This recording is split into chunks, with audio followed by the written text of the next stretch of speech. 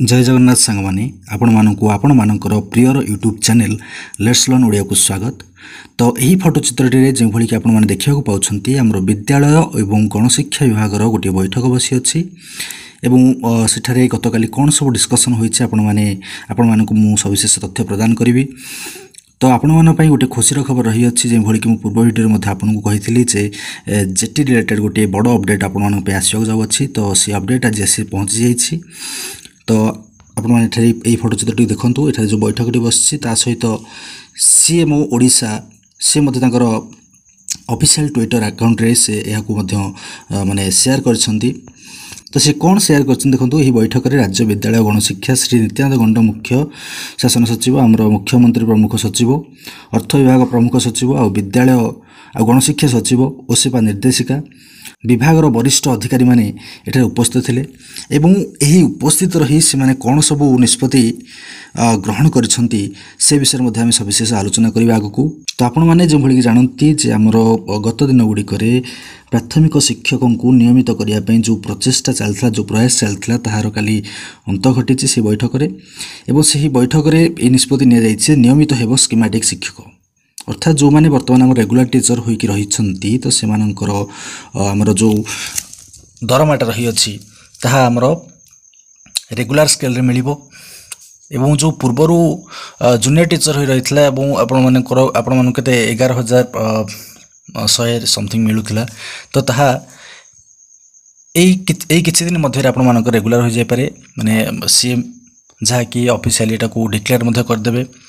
तो मत लगुच ये सब जिनस आपर शीघ्र हो केबे ना आपण जो सेप्टेम्बर 5 आसी आमर गुरुदिवस तो से गुरुदिवस दिन ठारू ही यह लागू हो मे बी।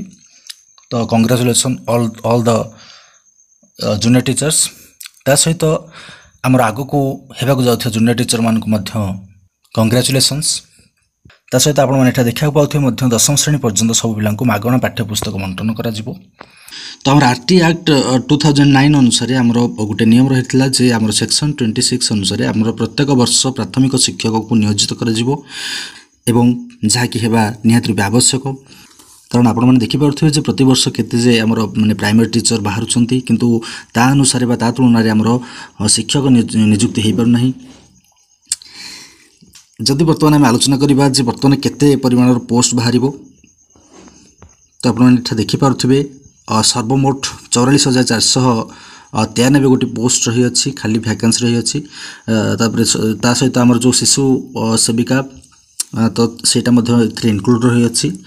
तो ये जो नोटिस टी आमर अच्छी आमर जो 44,000 समथिंग जो पोस्ट रही अच्छी एटा को आपण मानकर 3 वर्ष मध्य फिलअप कर दिया जाए बोली निष्पत्ति नि जाई अच्छी। प्रति वर्ष 15,000 लाख पोस्ट बाहर यदि प्रति वर्ष 15,000 लाख पोस्ट बाहर ताले आपण मन प्रश्न उठुथिबो जे एई वर्ष ठू यह लागू हेबो कि हाँ आपण मानकू जणे रखिया चाहूँगी जे एई वर्ष ठारू ही आपण मानकर ये जो 15,000 पोस्ट रही अच्छी लागू हेबो एवं यार विज्ञप्ति आपण माने खूब शीघ्र ओसेपार ऑफिशियल वेबसाइट रे देखिया पाई परिबे जहाँकि आमर डिसेम्बर सुधा आपण मानकर आसी जाई पारे।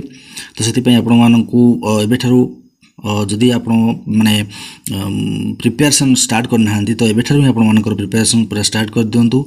आमर चैनल में असिस्टेंट जेटी रिलेटेड समस्त क्लास जानबू आपण मानकू या आश्वासन देउछु। आपण मानकू सविनय अनुरोध आपण माने आमर ही चैनल को सब्सक्राइब कर रखि थाउ जा फर कि आगामी समय रे आपण मानकू यह बहुत हेल्पफुल हेबो। तो बर्तमान जदि या कहबा तो यह आपण मान पई गोटे खुशीर मुहूर्त निश्चित रूपे आपण माने बहुत दिन धरि या अपेक्षा करथिले जे आमर केबे आमर ए जूनियर टीचर आसी पहुँचो। तो जूनियर टीचर तो बर्तमान कहबानी यह जो आम असिस्टेंट टीचर रेगुलर स्कीम लागू होगा ठारू आपण माने आ जूनियर टीचर गणा हेबे नहीं आपण माने असिस्टेंट टीचर गणा हेबे। सो पूरा खुशी हो जातु आ सबुठारू बड़ कथा ही अच्छी आपण मानकर प्रयास बिना प्रयास रे खुशी होगाटा ठीक नुहे। तो जिते आपण चेष्टा करेंगे से अनुसार ही आपण माने क्वालिफाई हेबे। तो ये 3 वर्ष मध्य आपण हाथ में मात्र 3 वर्ष रही अच्छी 3 वर्ष मध्य आपण माने चेष्टा करंतु जे जेकोसी गोटे पदवी हासिल करने खूब शीघ्र आपण मानकर असिस्टेंट टीचर रिक्रुटमेंट आसवाक जाऊँगी। तो आपण माने प्रिपेरेसन लेवल पूरा हाई कर दिंतु।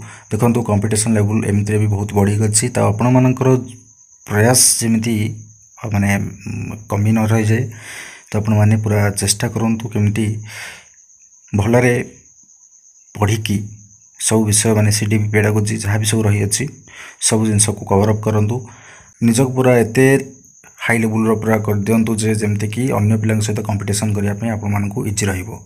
तार वर्तमान कथा रही अछि जे हमर ओटीटी जो माने पाइ नाहंती तो से माने केमती कोन करिवे।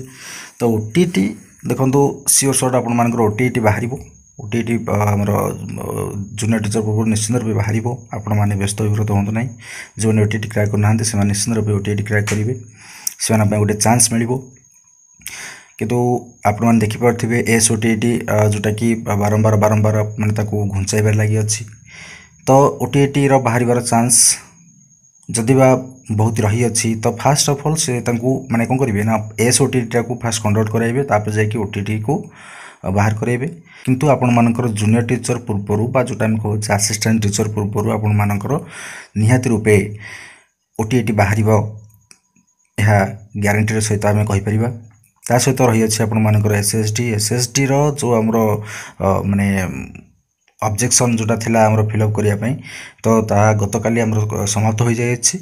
तो आपण मान जदी कंप्लेन करछन तो निश्चित रूपे एथि निमित्त गोटे समीक्षा करा जिवो एवं समीक्षा करी आपण मानकर फाइनल आंसर की बाहरिबो। तो कहीं व्यस्त विव्रत होंतु नहीं जो मानकर एसएसडी रे माने भलो स्कोर करनाहांती तो मे भी से मानक पई गोटे नुवा सुजोग आसी पहुंची गला।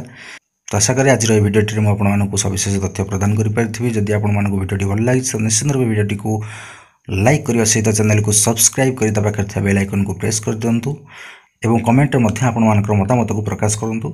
आपण माने जूनियर टीचर निमंते केते मात्रा रे प्रस्तुत।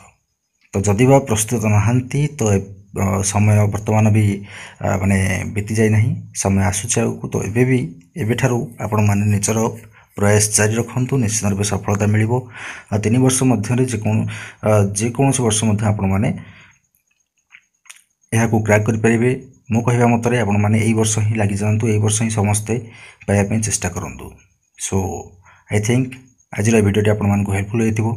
सो रहिली जय जगन्नाथ जय जगन्नाथ जय जगन्नाथ।